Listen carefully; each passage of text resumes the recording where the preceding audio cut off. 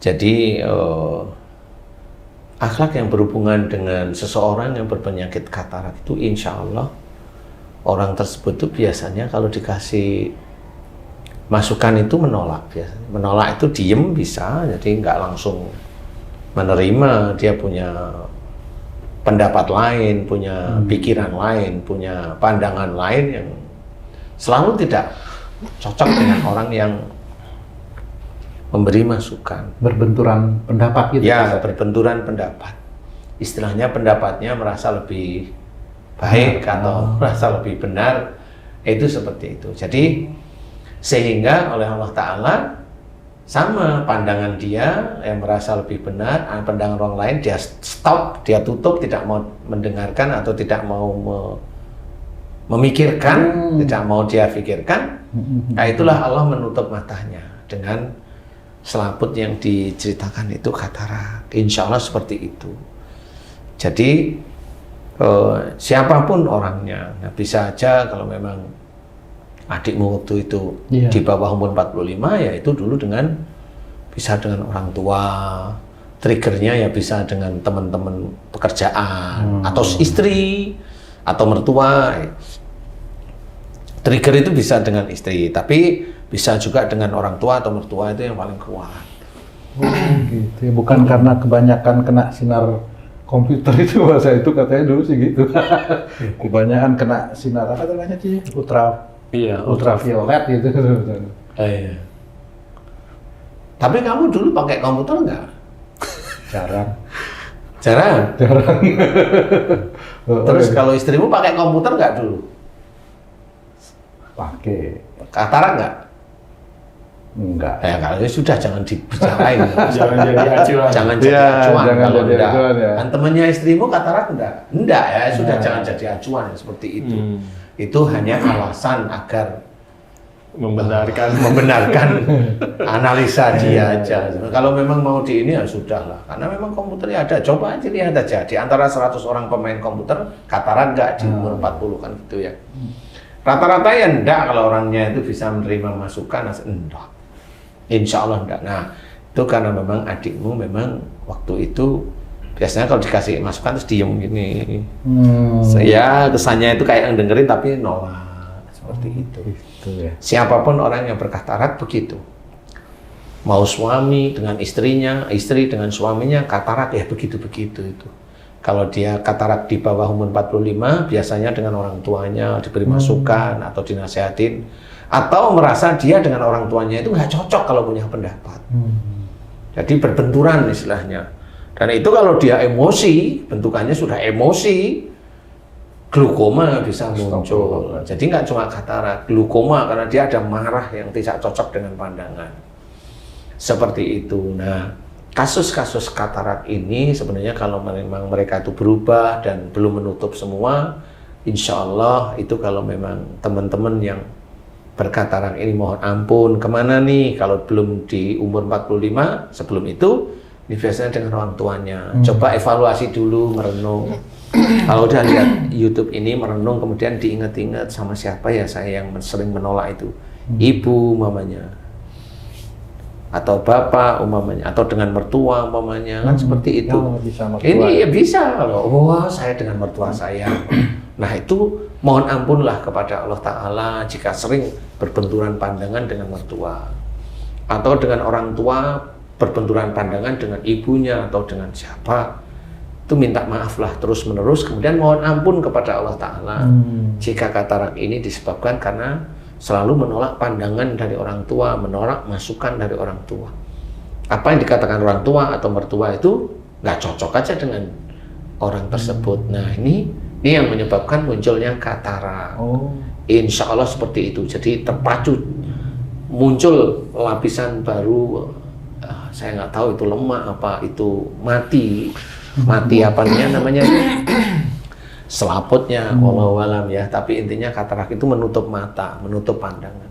Jadi kalau umpamanya seorang di atas umur 45, dia umpamanya umur 60, katarak, atau 55 katarak, kayak ini biasanya dengan pasangannya. Mama itu juga sama katarak. Iya. Di laser juga. Oh iya benar. Jadi bisa aja seperti itu. Jadi Katarak kalau di atas umur 45, momennya di 55, 60 momennya. Nah ini biasanya dengan pasangan. Kalau memang mamahmu, ya itu dengan papahmu. Kalau diberi masukan itu ngotot. Kalau itu, maaf ini Pak Ustadz, masukan itu tentang apa kira-kira Pak Ustadz itu? Macam-macam. Jadi masukan itu kalau mamanya papahmu itu ngasih masukan tentang agama atau tentang keseharian. Nah, mamahmu itu nggak cocok gitu. Jadi pendapat papahmu itu nggak cocok, selalu salah aja. Nah itu yang menyebabkan akan menutup nanti mata. Nah itu katarak. Dan itu harus mohon ampun kepada Allah Ta'ala, minta maaf sama orangnya, kemudian istiqomah dikerjakan. Mudah-mudahan ini nanti membuka. Karena saya pernah menangani orang yang Katarak, Pak. Ya katarak, ya sarafnya mati. Saraf matanya mati, jadi dia tidak bisa melihat. Allah. Dia dituntun ke sini, itu dituntun dulu. Setelah saya kasih tahu, awal itu kalau dikasih tahu memang orang katarak dan saraf mati itu susah memang. Saya nasihatin tuh, saya mah diajak debat malah. Ya akhirnya saya juga tanya lah, ibu itu mau sembuh apa ngajak ayel-ayelan? Saya memberi nasihat.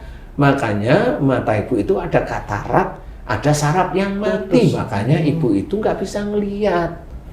Coba dengerin saya. Saya tanya sama ibu. Ibu dulu kalau diberi masukan sama suami sering nolak, sering ngajak berantem. Ibu merasa pintar, ibu merasa pandangannya lebih benar daripada suami. Iya apa enggak? Saya tanya. Ya beliau jawab, iya Ustadz. Mbok ya berubah. Kalau ya tahu itu berubah. Saya ngasih nasihat, diajak debat. Lah kalau ibu pengen sembuh ya nggak ketemu di sini. Saya memberikan nasihat, lah diajak debat. Coba ibu mikir sekarang. Sama seperti kalau saya dokter, saya suruh minum obat. Bu, ini obat tetes mata, dieyel. Lah kan nggak ketemu jadinya, kan pusing kita itu. Akhirnya saya tanya sama suaminya, memang betul istrinya ngajak debat aja pokoknya. Ngajak debat aja. Lah, Bu, kan benar suaminya ngomong seperti itu. Bu, ya ibu kalau ingin sembuh, nurutlah sama nasihat saya. Bukan saya yang sok pintar. Tapi pasien saya yang seperti ibu banyak, alhamdulillah itu mulai bisa melihat. Lah ibu kan ngeyel, gimana saya mau cerita. Akhirnya beliau mau, sekali, 2 kali, 3 kali, 4 kali, mulai dia jalan tidak dituntun sama suaminya. Nah di situ saya baru, nah kan ibu udah ngerti. Iya Ustadz, pada waktu mamanya di ruangan itu kan saya ganti kursi. Yang dulunya kan hitam, saya ganti krem, kan gitu. Ngomong, dia masuk itu, Ustadz kursinya kok ganti krem, dulu yang hitam mana? Loh, ibu udah bisa lihat, ya dikit-dikit, ya bersyukurlah. Saya yang kaget saya. Nah seperti itu. Dan banyak kasus, misalnya kalau saya memberi nasihat, dengarkan. Sebenarnya nasihat ini sama seperti Allah menceritakan. Wa idza quri'al Qur'anu fastami'u lahu wa ansitu la'alakum turhamun. Jadi kalimat dalam Quran ini tetap harus dibawa. Jika ada orang membacakan Quran, ya Quran itu isinya nasihat, cerita-cerita yang baik yang harus dikerjakan kita, maka dengarkan, perhatikan agar kamu mendapatkan rahmat. Saya memberikan pada ibu, Bu, jangan ngeyel. Mbok yang nerima dengan suami, ini tetap nasihat baik.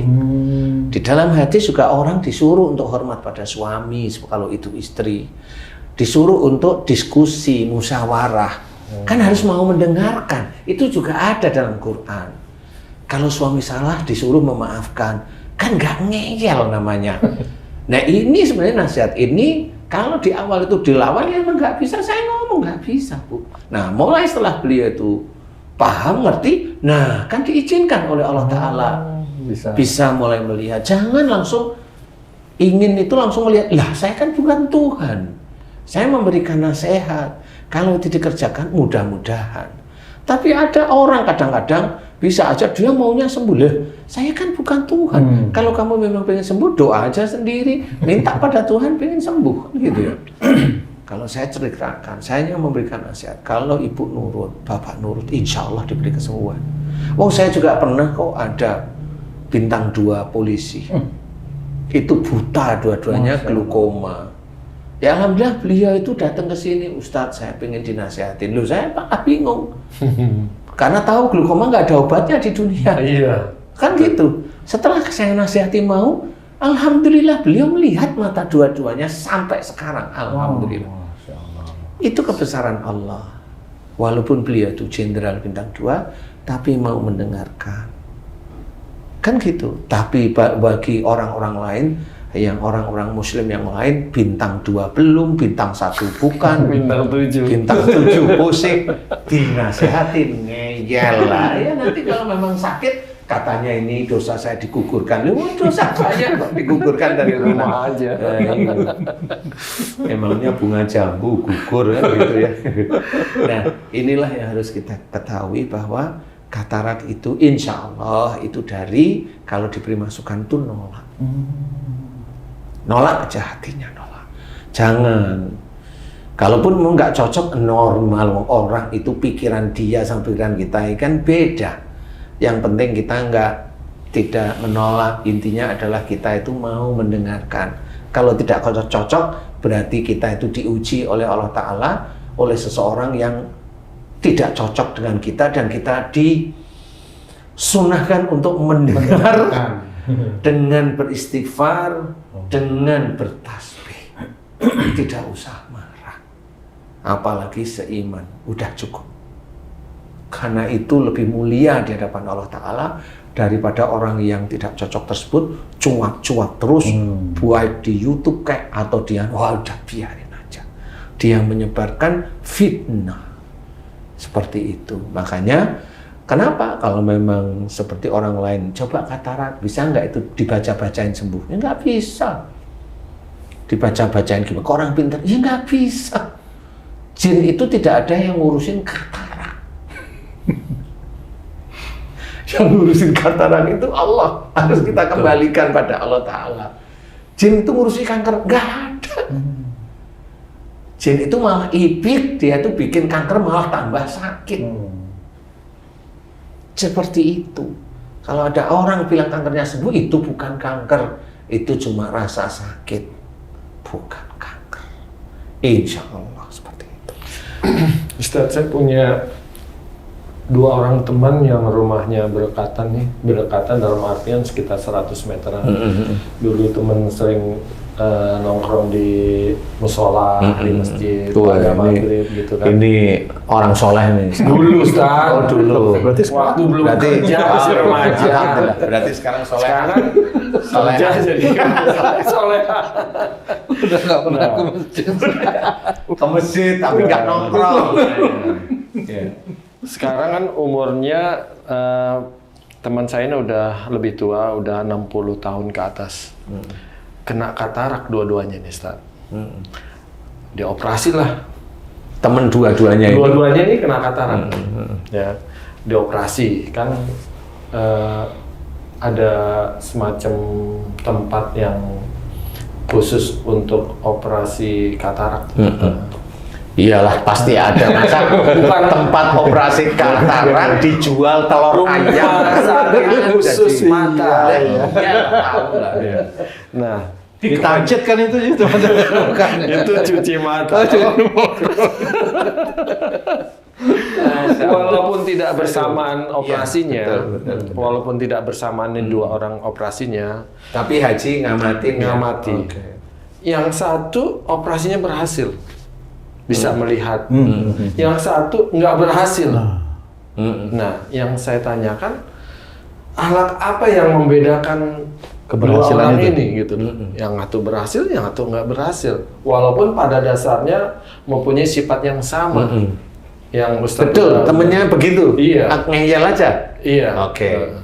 Jangan tanya kenapa nggak berhasil. Nah, ya itu saya nggak tahu. Saya nggak ikut operasi. Mungkin ada akhlak yang lebih di lain itu gitu. Kalau lebih, insya Allah saya coba jawab ya, Ji. Jadi gini, yang berhasil itu sebenarnya dia imannya sudah mulai bagus. Dia tobatnya kepada Allah Ta'ala sering. Dia bersyukurnya walaupun nggak sering banget, tapi sudah mulai lancar. Biasanya dihentikanlah ujian tersebut oleh Allah. Nah yang satu nggak berhasil, karena memang orangnya ngeyel masih. Jadi masih merasa dirinya itu ya benar aja. Nah itu nanti sampai akhirnya bisa aja malah sarafnya bola matanya mati. Sampai nggak bisa melihat karena apa? Dia ngeyelnya lebih tinggi dari sana.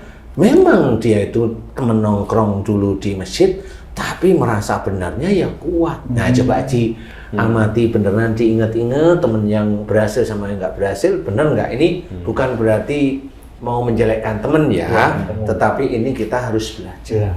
Coba Haji, kira-kira mana? Bener yang mana nih uraian yang tadi saya ceritakan? Bener Ustaz. Yang mana yang bener? Yang belum berhasil itu memang seperti itu sih. Sampai sekarang gitu ya. Sampai sekarang. Astagfirullahaladzim, malah aku yang istighfar ya. Ada, nah itulah makanya belum tentu orang yang nongkrong di masjid, maksudnya itu kan juga sholat di masjid, berjamaah di masjid, itu ya bisa bebas dari penyakit. Enggak, itu tergantung akhlaknya. Kalau Haji kan akhirnya, oh emang bener ya. Nah temennya yang satu, memang dia setelah mulai ngeyel, udah ada perubahan. Insya Allah itu yang diizinkan bebas oleh Allah Ta'ala. Tapi tetap katarak itu menyimpan lagi, masih dia masih punya genetik. Masih punya kemungkinan lagi untuk katarak lagi. Nah ini kalau memang dia tahu, paham, kemudian dia berubah, hijrah ditanya. Dari yang dulunya itu kalau diberi masukan mengcounter, dia kemudian nerima, diberi masukan nerima. Oke, setuju? Insya Allah, hanya gitu-gitu aja. Kalaupun memang nggak setuju, ya boleh saya, usul kan gitu. Boleh. Kalau momennya begini-begini, ini gimana? Nah ini usulnya kan baik. Bukan menolak sebenarnya, ini diskusi. Sok pinter. Nggak sok pinter, jangan momennya begini-begini, salah itu, itu sok pinter. Benar. Itu yang begitu. Gitu. Nah itu yang katarak. Walaupun salah itu diem juga sama. Apalagi bilang salah, diem sih, tapi mukanya merah. Sama aja itu. Itu kelahiran tung itu dulu itu seperti itu. Jadi kalau nggak cocok itu merah mukanya, penyimpen, bingung. Dan mau dikeluarkan kapan nih marahnya? Tapi alhamdulillah waktu itu tung bisa mengeluarkan tidak marah. Malah seneng keluarnya itu, malah seneng. Happy. Oh maksudnya pensiunnya? Enggak. Apaan? Pada waktu dulu kendala kan marah, tersinggung gitu. Tapi itu alhamdulillah pintar cara mengeluarkan kemarahan itu dengan happy. Tetap, happy-nya dua ya. Tapi tetap mengeluarkan marah dengan happy gitu. Dia nggak ngeluarin marah. Oh gitu. Tapi happy. Ampunilah dosa-dosaku ya Allah. Iya. Kurang lebih seperti itu Haji. Kalau itu sudah betul ya. Mudah-mudahan jadi teman-teman yang masih katarak, ayo berusaha untuk berubah, karena itu insya Allah bisa dilepaskan oleh Allah Ta'ala. Tapi serius berubah. Jangan hanya mohon ampun saja tapi perilaku nggak dirubah. Enggak. Taubatan nasuha itu adalah taubat kepada Allah Ta'ala dan tidak melakukan lagi. Itu kunci sudah. Jadi kerjakan itu beneran, insya Allah kesalahan kita akan, insya Allah kesalahan kita akan dihapuslah oleh Allah Ta'ala. Sedikit demi sedikit. Nggak langsung dosa 30 tahun hilang dengan tobat sekali itu nggak bisa. Ya itulah yang sering diceritain orang-orang bahwa kalau sudah mohon ampun sekali itu sudah dosanya hilang aja. Tidak bisa seperti itu. Jadi harus continue, istiqomah, kemudian berubah terus-menerus dan menjadi yang lebih baik. Insya Allah seperti itu. Mudah-mudahan dengan gimana cara katarak, ya mohon ampun. Katarak itu mohon ampun, ya Allah jika katarakku itu disebabkan karena saya sering menolak pendapat, nasihat, masukan suami saya, atau masukan istri saya, atau masukan orang tua saya. Jika itu dosa sehingga menyebabkan katarak pada mataku, ya Allah, aku mohon ampuni dosa-dosaku. Astagfirullahaladzim. Sampai di sini astagfirullahaladzim, astagfirullahaladzim terus. Kemudian orang yang kita tolak masukannya, ya kita minta maaf. Bisa setiap hari, kan pengen cepat, ya setiap hari minta maaf. Seperti itu, kerjakan semata-mata karena Allah Ta'ala. Mudah-mudahan kalau itu dikerjakan istiqomah, mudah-mudahan Allah mulai membuka matanya lagi. Insya Allah.